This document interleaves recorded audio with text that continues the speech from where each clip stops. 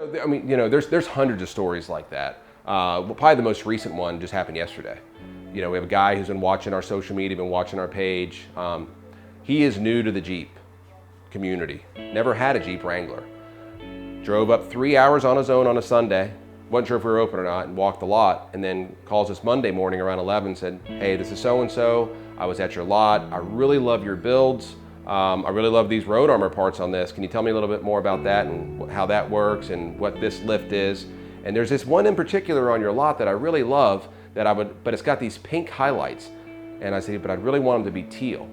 And he goes, and let me tell you why. He goes, I just lost my wife to ovarian cancer, and that is the color of the ribbon that they have. So for me, it's gonna be a tribute to her. And from everything I've read and heard, you guys are the place that'll actually make that happen for me.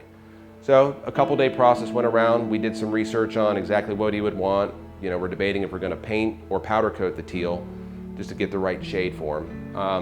And he's gonna drive up here this weekend, purchase the Jeep, drive it for a month so we can custom order the exact parts he wants. And for us, we're filling a need for him. You can tell this is very passionate for him, very emotional for him.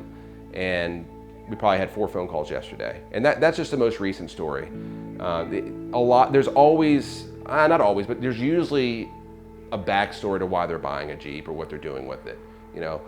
Again, everyone has their own idea of what a Jeep Wrangler or Gladiator should look like.